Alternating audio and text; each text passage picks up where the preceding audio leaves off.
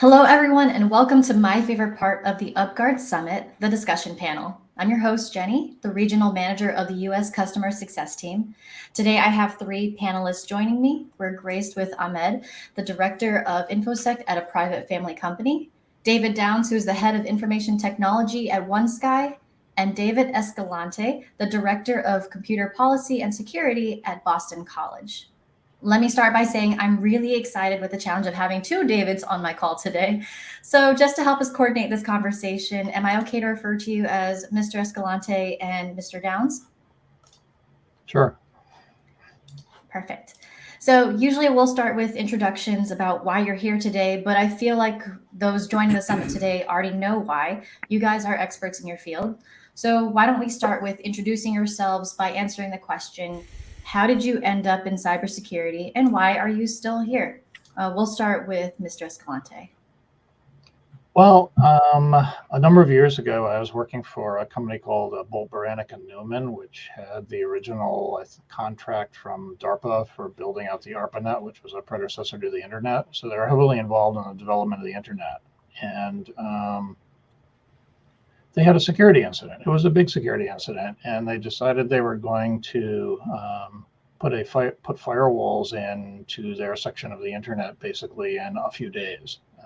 That counts from the time they decide to spend the money, get the firewalls in, get all the rules written, get everything set up. And they decided that I would be a great person to lead that effort because I had complained about security before. And I led it, and it was very stressful and difficult to put firewalls in an internet service provider because you didn't want to block customer traffic, but you wanted to do what the firewalls were supposed to do. But it was also like challenging and fun and different and exciting compared to what I was doing. So I kept doing security things, and I kind of thought in a couple of years all the security stuff would go away and it would become boring, sort of like sticking floppy disks into computers to install software or something, and it just doesn't get boring, and it hasn't gone away. And to some degree, I wish we would solve the security problem so I could go do something else, but we haven't really done that yet, which is why we're here, I guess. Yeah, completely agree. It is keeping us on our toes for sure, and I think it'll actually get even harder as technology gets more complex. Mr. Downs, you're next. Sure. Yeah. My start into cybersecurity was pretty much right out of university. I had a computer science degree and a networking background, and I had done an internship with the regional power company, and was working in their network operations center. And that's when I was introduced to firewalls and VLANs, which were application firewalls at the time, and they were pretty new. And basically discovered I had a knack of looking at the technology, assessing it quickly to see how it would fit in the business, and then kind of almost immediately looking at it kind of the other way around to see what else it could do. Basically, that hacker mindset that people speak of, and that fed right into being able to take that approach and use it in a defensive way, so that I could build and protect systems using that kind of 90-degree view to the way the technology was supposed to be working, and that was exciting. And it's kept me in cybersecurity over all these years because it is satisfying. I feel like I make a difference. I bring at this point, I'm bringing my experience to smaller and smaller businesses, and that can really help accelerate their security programs. And given we're in this highly connected world, and the bad actors are online 24/7, feels a critical thing to bring practical, secure solutions to the smaller companies. Yeah, we'll definitely talk about the practicality of cybersecurity because it's not the easiest part of the job. Um, and that last but not least, Ahmed. My background is in computer networking. I've worked on configuring firewalls and port securities for a long time. And years ago, I remember discovering a flaw in the company's firewall that I worked for, and being able to stop the hacker before exploiting some open ports on the firewall. And that news reached the company CEO, who was very happy about it. And I remember getting a really good raise that year for that incident, which increased my passion into information security. Also, information security requires critical thinking and problem solving and excellent communications. And I'm really passionate about all of these. And I've spent a good amount of years studying them as well. Still here in the InfoSec field because someone needs to stop the bad guys, and I want to be one of those people. I also believe that InfoSec not only protects the organization from cyber breaches, it also brings excellence to every department and every corner in the organization. And this is a huge milestone and huge achievement in general. Yeah, so that's why I'm still there. Wow, what a statement to end on. That security affects every department, not just the product development, the CEO. I mean, that's everybody, and the customers too. They're another big part of the picture. Awesome. So this is an excellent background for me as we dive into the real meat of our discussions today. From the customer success standpoint, I'm having more and more dialogue with customers about vendor risk. So in particular, the number of vendor solutions keeps growing exponentially, synonymous with their own business growth. And so that's why I kind of talked about a little bit about the practicality, the scalability. In fact, it's a success metric of security programs to be built with scalability in mind, because we don't want to build processes that are only good for monitoring a handful of vendors and mitigating just a couple of risks here and there, just kind of picking them without really any direction and guidance. And this also means keeping up with the need to consider the budget of security. So some of our discussion points will go into all those bits there. So we'll actually start with a little bit about the growability of it. So Ahmed, early, you and I had a discussion a while back, specifically around corporate SaaS overflow. As you put it, all around the world, organizations are onboarding numerous SaaS applications to automate and improve their day-to-day business operations. And that comes with costs, IT overhead, and cybersecurity risks. Now, more than ever, companies need to govern their SaaS onboarding processes. I'd love for you to expand upon that. And please, Mr. Downs and Mr. Escalante, feel free to give insight from your perspective. But we'll go ahead and start with Ahmed. Thank you, Jenny. Yeah, absolutely. So the risk here starts with emotional factor that come in with new hires coming into an organization, and they want to bring their favorite SaaS that they're comfortable using into the organization, even though maybe the organization doesn't need it. And then the promise that the new SaaS will save time and money and make the company better than its competitors. Sometimes that even results in shadow IT, where the user moves really fast to adopt the new SaaS without proper vetting or administration because they're so attached to this new SaaS.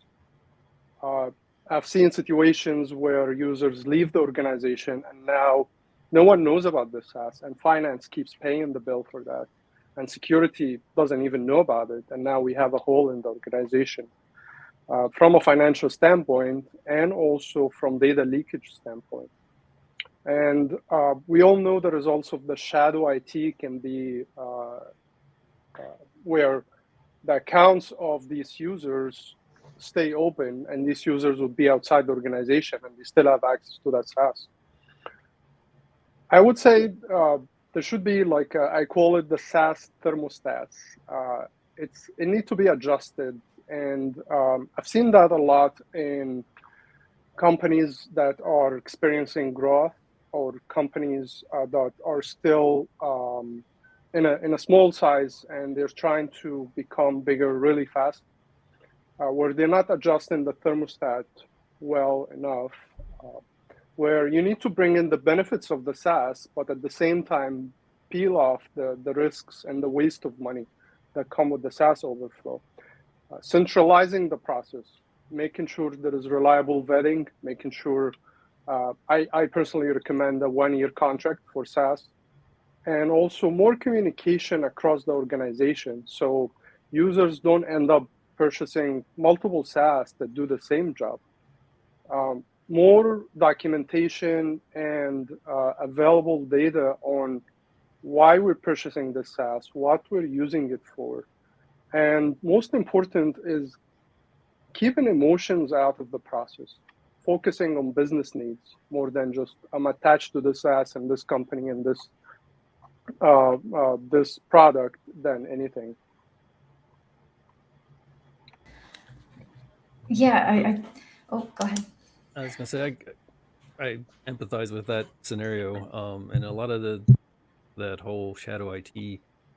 I've seen it work in large organizations mostly, where it's contained through the payment structure and approval processes and corporate firewalls when you have a facility, that type of thing. But it does change for smaller companies, and it also really changed when everybody started working from home, right? So you don't have that big monolithic firewall that can see all the things, as they say. So the SaaS sprawl is out there, and SaaS solutions come from vendors of all sizes. I mean, OneSky is a SaaS solution provider, and what you find is that the SaaS solutions are built on other SaaS solutions, right? So when you put that in the context of security and risk management, you have to look deep down the supply chain, which is what's happening. You're seeing that in the regulatory frameworks and in compliance frameworks now that they're demanding that you look down the supply chain. So I think vendor risk management is very important to contain that sprawl you just described, and even for the sanctioned and IT backed vendors, that you're looking deep down the chain and to see what the SaaS solution that you're buying is actually built upon.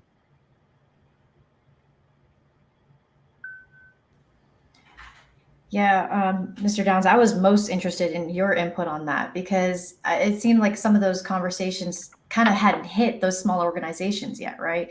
And so I was kind of wondering, what are your thoughts on preventative measures before it gets to that point? And Mr. Escalante, I feel like you would also have some insight on that too, from the standpoint of where budget becomes the number one question and not so much, or at least I, from my understanding, I feel like budget is kind of the big conversation there for the decisions that lead to this. But yeah, but happy to hear kind of your experience around, I guess the scalability of adding in a lot of SaaS products, taking them out, auditing them essentially, and trying to stay on top of that to limit as a way to mitigate risk. But yeah, go ahead. I'll just continue a little bit on that and say that from the smaller company, the big players, as air quotes, big players in the SaaS industry, whether that's the Microsofts or the AWSs and those, you kind of give them a bit of a pass because they've got SOC compliance and they've got a whole bunch of certifications behind them. But you can get caught, and you see this, like the SolarWinds incident was a good example, where you've picked a pretty big name, right? SolarWinds is no slouch, and yet they get compromised as part of the supply chain attack. So it that kind of sent the ripple through the industry, the security industry. It said, hey, even the small companies better be looking at the supply chain and managing that risk, because the adversary will target anywhere in the supply chain that they think will get you in to achieve their mission, right? Get into the ultimate goal. So you got to pick proper tools and you got to scale your program accordingly. And it is always a balance, the risk management balance of budget and people and time. Right. And tools. And that's the entire point of third-party risk management. It's that whole sector area of risk management that we don't have direct eyes on. We can't control what Microsoft, Amazon do. And then we're talking about also the smaller products that we're using that are actually managed by completely different teams, and it's not even known to us, right? Like we may use something that has a label of owned by Amazon or Microsoft, but it's a different team managing it. And so they have to manage their third-party risk towards that. Mr. Escalante, you were nodding your head for the first time. Do you have anything you'd like to expand upon for that? No, I guess I would just say we could go for a far longer time than we have on this subject, and it doesn't seem to be a solved problem in any way. Everyone agrees it's a big issue. I think there are a couple of issues. One is, at least for us, we can't necessarily get away from SaaS, even if we want to, because the model is changing, and a lot of pieces of vertical market software that we used to be able to purchase and buy internally, when renewal time comes up, they say that if you want the new version, you've got to run it on our platform in the cloud, so it becomes SaaS whether we like it or not. And we've run into multiple cases where, despite the efforts we make to try to manage our risk and determine whether the vendor is secure, the vendor turns out not to be secure. And then senior management gets upset and says, what did you do wrong? And the answer to that, at least to me at the moment, is unclear. If the company supposedly needs to use that particular software application in order to run the business, and you've made sure that they were vetted by external auditors to good security standards, and they still mess up and lose your data, I don't know what else you can do. But senior management wants to point the finger at someone, and it's sort of unclear who to point the finger to in those situations. So it gets them frustrated. They're like, is it your fault for doing a bad evaluation? And I go over the evaluation, and they're like, well, maybe it's the company's fault, or maybe it's the auditors who came in on the company's fault. I want to blame someone, right? Mm-hmm. So I don't think as a industry, or the tech industry has sorted any of this stuff out yet. One of the biggest struggles, I think, with trying to make the perfect security processes and policies and programs is that there is a lot of things to track. Some call it a intake of a fire hose of information. What would you say would be a good guideline that you abide by in terms of deciding what is tackled first? And we can start with you, Mr. Escalante. Well, that's an interesting and tough question. And the answer is that we have to figure out how to balance it depending upon what our goals are and what the issues are, which is a very vague and unhelpful answer. So let me try to explain it for a moment. From talking to various vendors who sort of do ratings, and I'm not including UpGuard because I haven't had this conversation with UpGuard, to rate some particular issue as being important or critical or unimportant or whatever is a difficult thing to do when you don't know who's using it. That is to say, something might be really super duper important if someone was building some secret weapon in a government. And it might not be important in my particular case where we're a higher education industry and someone's teaching a class on whatever, ancient Asian art. So to just say there's a flaw in this system that lets you access files and it's really super critical, it might not be critical to me because my files aren't super critical, and it might be super duper critical to the people who are developing a weapon and put the plans for the weapon in there. So there's you can't just take what you see from some external party as a rating of criticality and assume that it's correct. There are a lot of things that I've seen that say, like, take whatever's critical, worry about that, and don't worry about the rest. And that's not actually valid in real life. So we tend to look at the things that are rated higher first, and then we sort of tend to look at the things that we think are important to our business or hold the more sensitive information and see if there are issues with them, irrespective of whether they're critical or not, and try to do some sort of a balance between them in terms of what to look at. Is that a little better in terms of just saying it's hard? I think we'll all agree on that it is hard. But I think you're absolutely right to say that we kind of default to choosing based on someone's standardization of what even defines criticality or severity rather, and deciding that justifies kind of throwing out the rest of the fixes that we can be making and the amendments. So I think I can actually go on to the next question here, which is around public risk waivers. So that's mentioned earlier in the summit today. And where would you find this useful in some of those cases of removing the urgency to some of these risks that we're seeing in the platform? Or does it potentially just put a Band-Aid on it? Does it actually help you assess the vendors and their awareness of their attack surface management. What are your thoughts around this concept of how useful a public risk waiver might be for you? Ahmed, you're the last one I haven't heard from in a little bit, so I'll have you start on answering this one. Sounds good, Jenny. I believe this feature is great. First reason is it enables users to chip in with their opinion into the process, and also the results of whatever analysis have been done on the vendor. Also, sometimes companies have development environments or QA or test environments with public sites. And we see some of these sites have risks, but it's not really applicable because these are not production environments. So being able to waive that risk helps move the contract forward. Also, the risk that the assessor that doesn't see a serious risk and wants to waive it and move the contract forward. I mean, at the end of the day, information security should not be a blocker for business, where a lot of users can see information security as a blocker for business.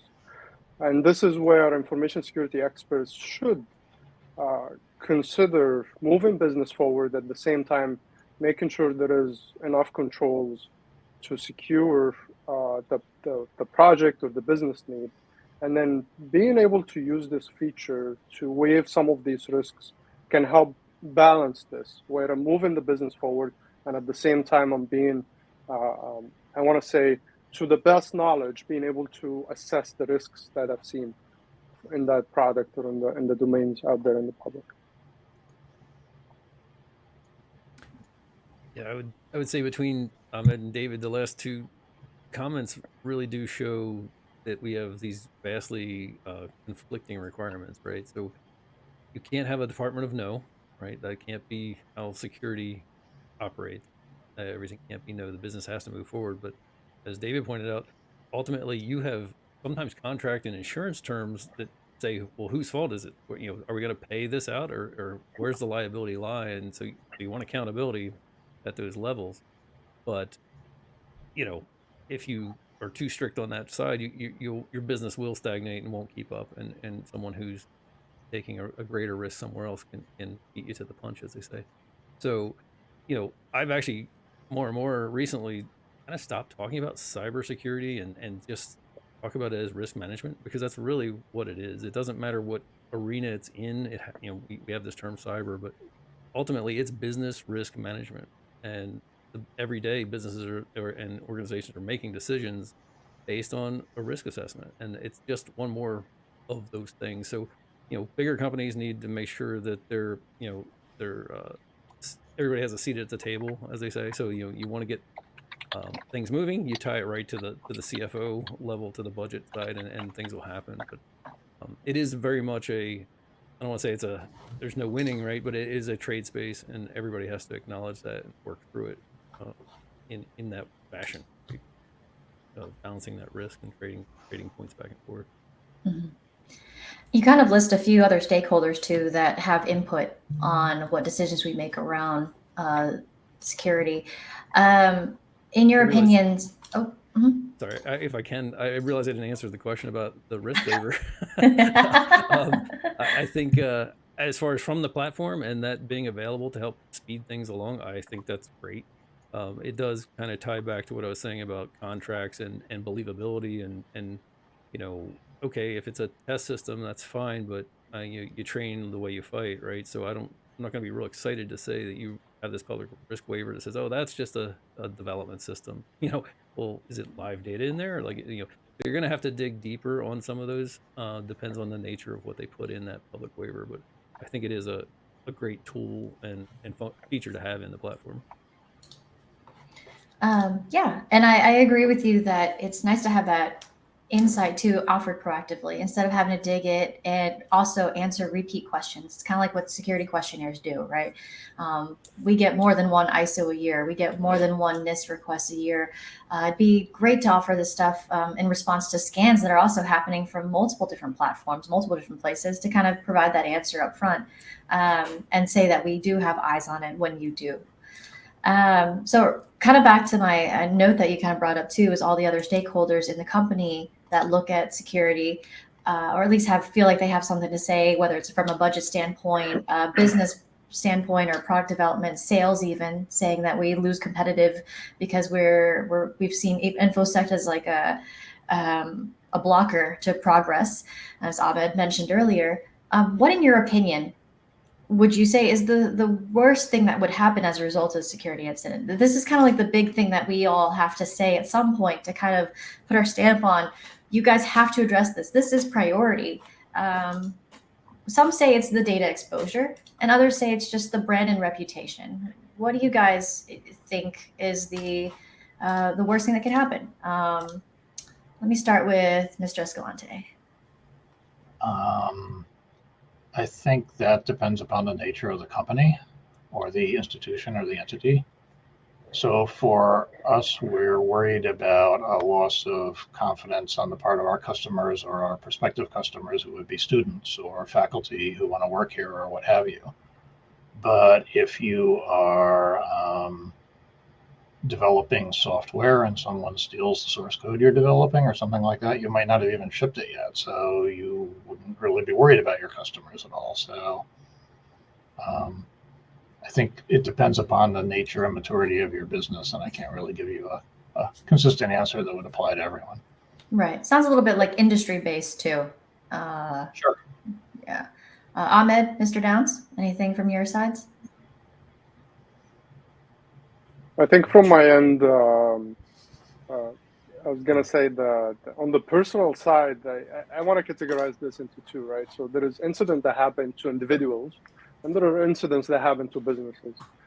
For me, it really hurts me a lot when I see personal incidents like people who would lose all the money they saved to buy a house, as an example, because they clicked on a phishing email that got them into a fraudulent transaction and they lost their money, or they lost all their kids' savings, college savings, right? On the business side, it's from what I see in the industry right now, it seems like no one is immune to a cyber breach.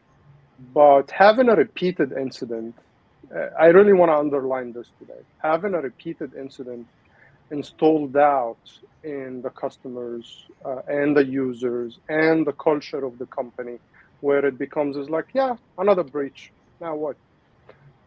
And we've seen this with some, I want to say like LastPass recently, like this is their second or third incident. I think that's now making more damage.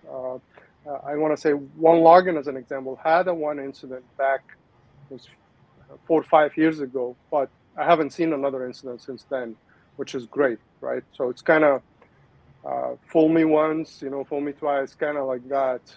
So we definitely want to highlight the repeated incident. Back to you, David. Thanks.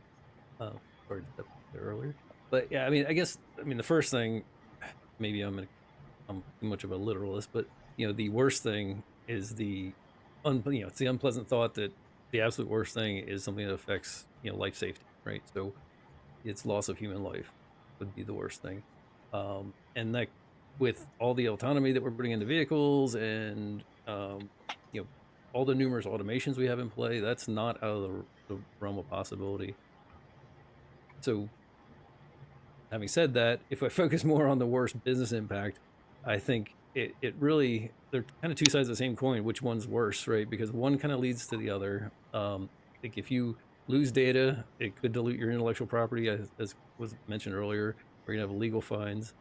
And ultimately, in theory, the brand is impacted, and the business could go under, but you've lost your customer base. In practice, though, I will note we haven't seen that with like Target breach, Home Depot breach, that kind of thing. Now, same time, they're very large companies, and they just took a small dip. Publicly traded, they took a small dip and rebounded. But small companies certainly have gone bankrupt after a breach. So there's websites where you can find full lists of those. So from the business standpoint, the worst would be sinking the ship, as they say. The company has to go out. Mm-hmm. Speaking of like life-threatening being the worst, I think that makes actually the energy industry one of the most vital places for security, cybersecurity. We've started automating a lot of things. Everything runs on tech. And we've seen incidences happen where when those shut down, entire power grids go out and it takes a long time for them to come back. Businesses completely come to a halt and they realize how reliant they are on the security around those areas. And I believe I've only heard of one incident that they actually could say tied a life or a death to a security incident, which was it affected a hospital and took somebody off of their life support essentially. And that, as much as we think that's separated from us, that's the next step, right? Breaking our networks, that's the first step basically into getting into those power grids, getting into the national security system too. We're almost in ways tied, but also the test point to getting to that for the national security level. Enterprise is a gateway to that calamity essentially. So I don't think it is silly at all to say that the worst case scenario is a life or death situation at all. We don't even have to wait for AI to become even more sophisticated for that. We could talk about movies about that theme all day. Mr. Escalante, did you want to add something? Yeah, sure. I mean, just in terms of that conversation, I think there's a big dichotomy in the security industry that is neither discussed or remotely settled between the sort of thing we were talking about recently in terms of perhaps a cloud SaaS provider, where you're accessing an application, evaluating a third party, and what's sometimes called either operational technology or Internet of Things, where you actually have devices that are running locally at some site of yours or at some customer of yours or something like that, that don't run standard Microsoft Windows or whatever other Linux operating system and can't be patched easily. And the security mechanisms for handling both of those are completely divergent. And it's very difficult to deal with the operational technology with third-party scanning vendors. Don't typically handle operational technology. They don't typically handle the non-TCP IP protocols that some of that uses on the network. And it makes it a lot harder for a security practitioner to try to do two separate things at once, depending upon, again, the nature of your business and how much operational technology you have. But and I think that brings us to our next area of when we can put up all kinds of security. We can have really good, really good proactive measures in place. And these are all based off of like known vulnerabilities, known exploitations and threats. So then we have the situations of 0 day, that's unavoidable. So that kind of brings us to our next section. And I'm going to start with the easier part, which is probably incident response.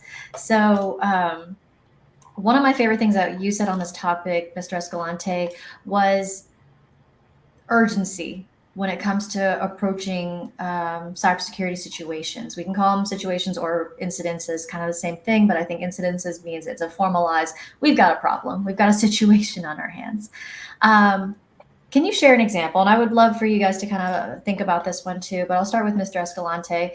Share an example of what goes wrong when we use urgency as our approach to cybersecurity.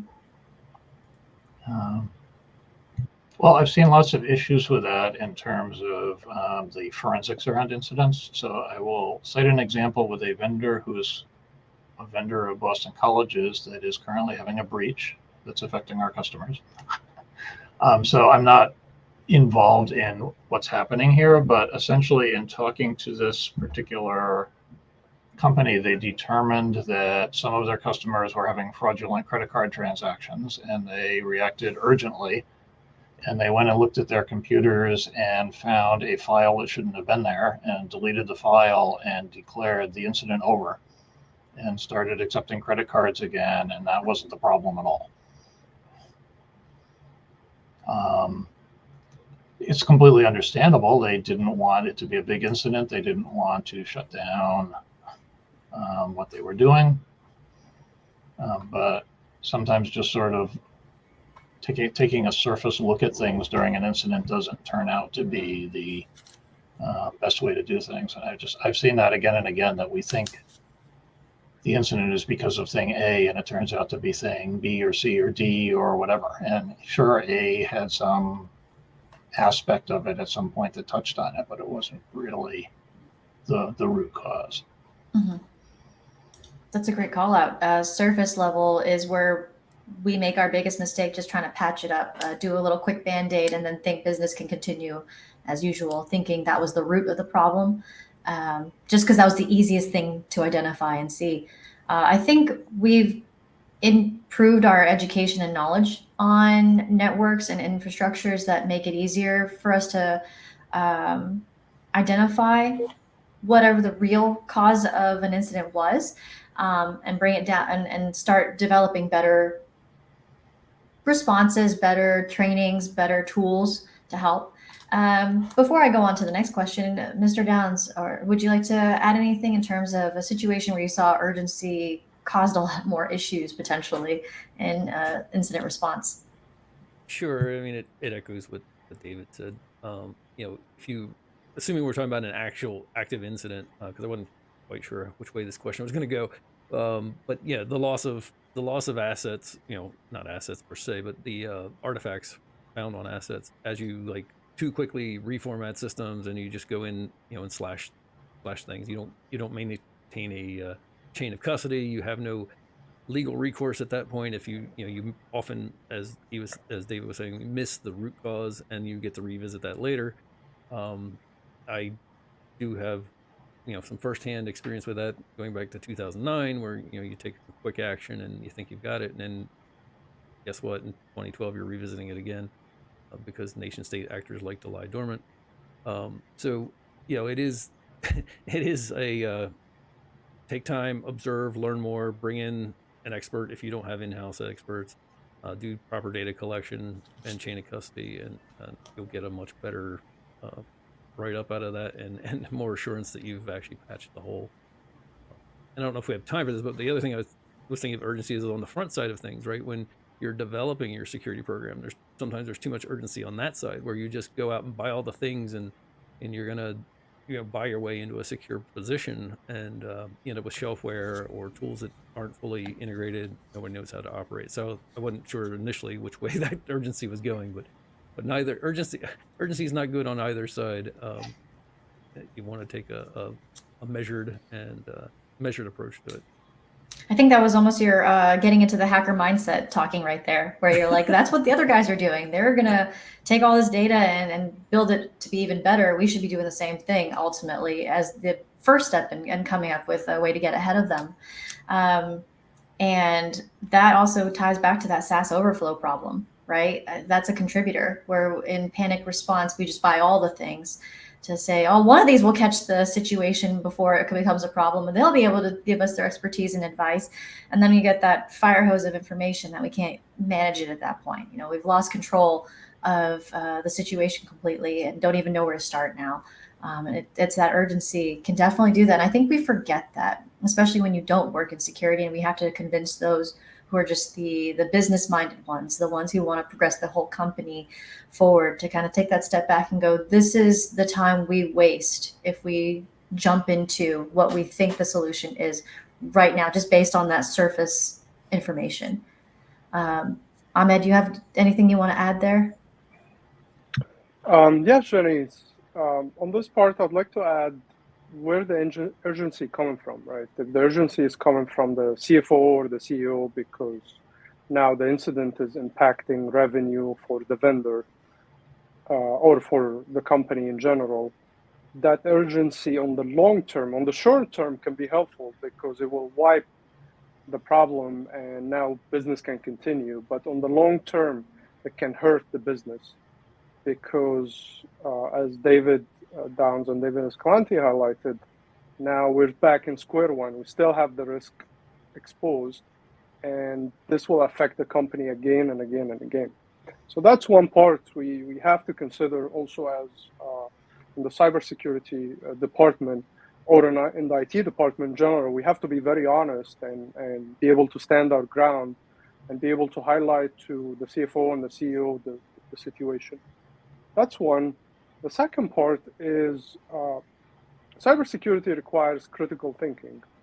And dealing with a cyber breach requires extra critical thinking and extra digging into what caused the issue, why we're here from the beginning, et cetera, et cetera.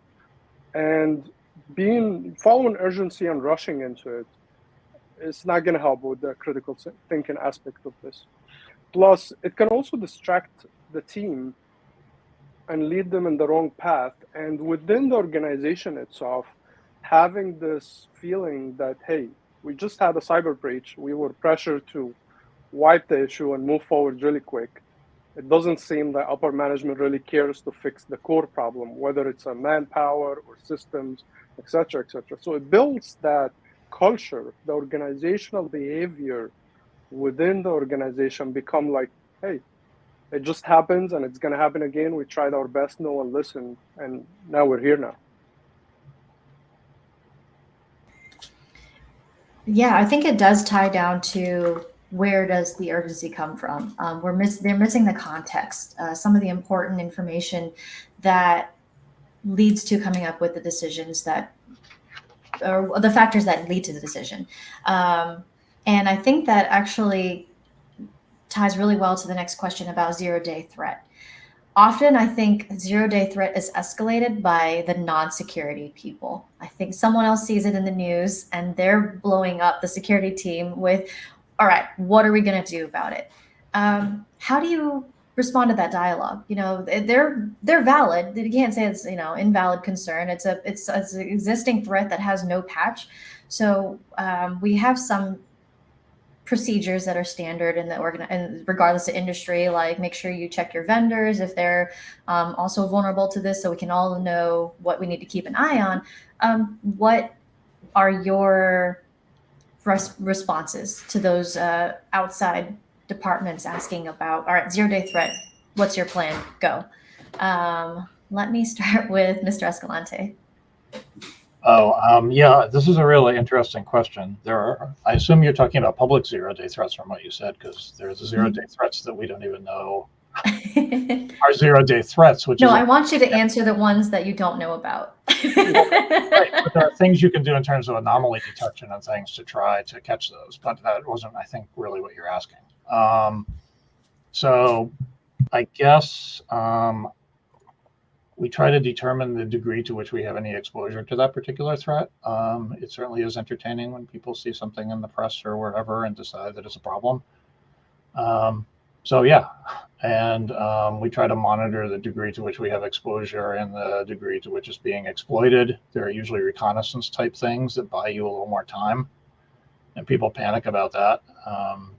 Somebody says that they're getting scans for it, and it's true, they're scans looking for whether the service is running at your site or institution, but it's not an actual exploitation yet.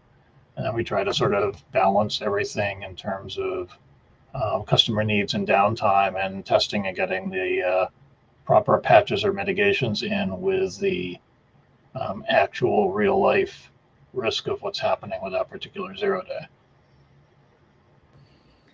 And like you said, staying on top of the signs of it, knowing your patterns, knowing what the expected behavior looks like, would help give you an insight that something's happening before it needs to be publicly disclosed or shared or has been even identified by that specific vendor.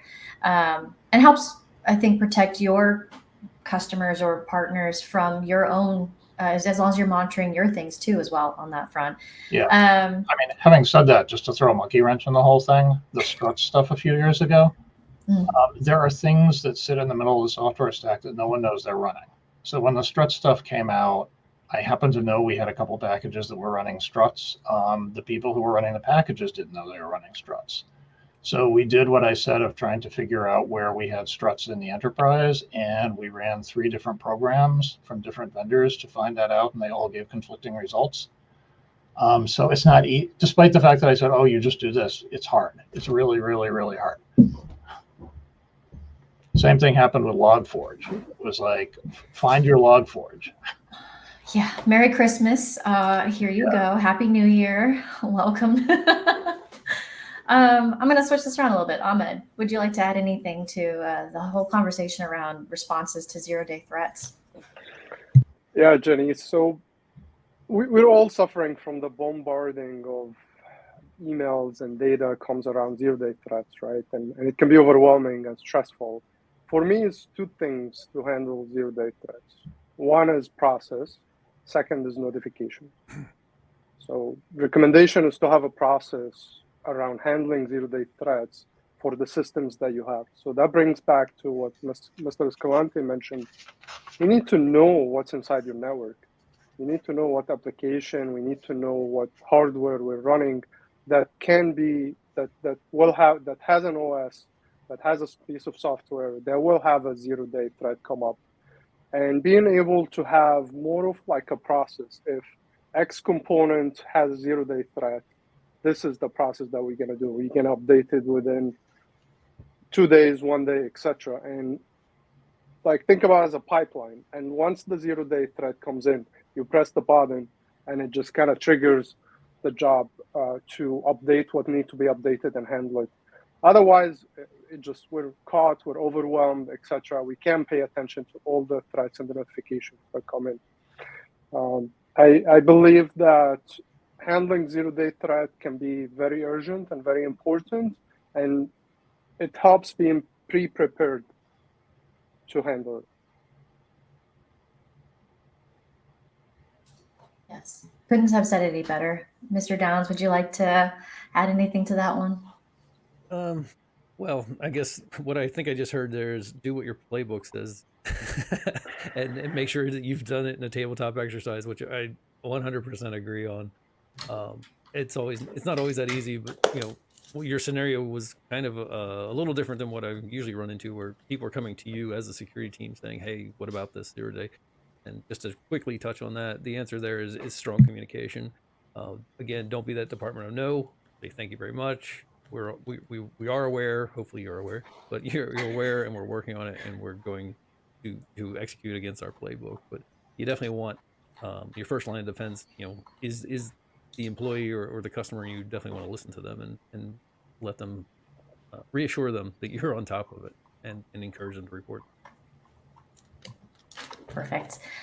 Teamwork, right? We aren't the end all be all for the whole company. We have to have a team and everyone has to work together, and including the other stakeholders who need to be aware of the situation so they know their comms around it with those that they speak to outside of the company. And it doesn't come down to everyone has to come to you for anything related to the security. Everyone should have some insight on that. So it's good that it does come from outside. It means they're listening, they're paying attention. So good on removing the urgency too when it's not due or we're not going to make good decisions with it.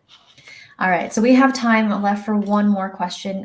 We're nearing the end of the summit. So I'm going to end this with, from each of you, 1 or 2 sentences that if there's one takeaway you want viewers to, or another UpGuard customers to leave with today, what would it be? I'm going to start with Mr. Escalante. I would say that what David has been talking about in terms of risk is a really key thing to consider as you're doing security, and some of the stuff Ahmed touched on in terms of vetting and processes and practices to make sure you're secure are really important. And those both can have things that get overlooked, and you need to respond to current things like zero-day threats like we just talked about as well. And that the only way to really have a successful security program is if you have some sort of balance of those 3 areas, as opposed to focusing solely on one of them. Mr. Downs. Sure. I say this often, and I'm certainly not the originator of it, but you cannot properly secure what you do not know exists, right? So to me, the biggest thing is asset inventory. It's a first principle of security.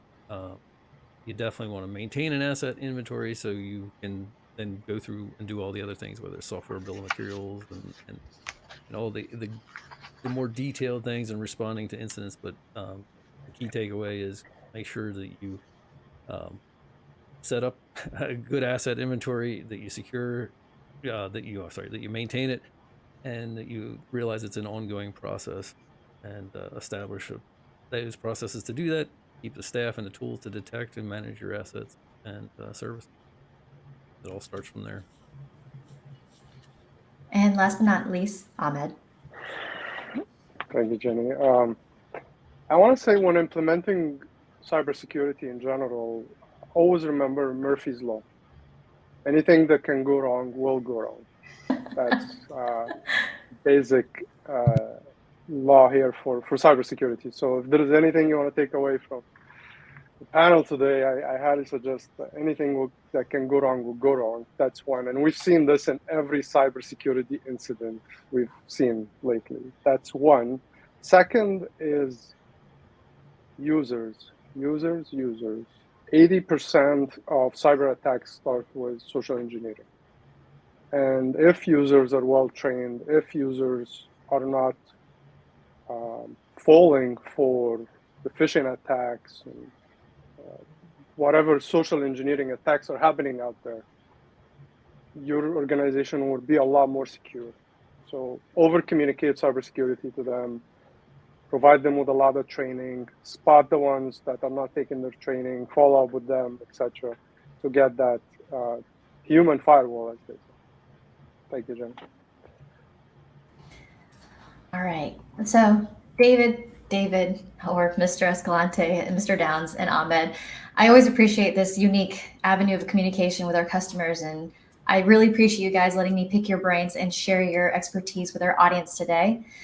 Fortunately, that's all we have time for. So thank you to all the viewers and participants in the chat. I hope everyone leaves with a few nuggets of wisdom, or at least some burning questions to send over to me and my support team. You'll see a survey pop up soon asking your feedback on this quarter's summit. Let us know how we did and what we can do better for next time. Until then, have an excellent rest of your day, and we'll see you at the next summit in May.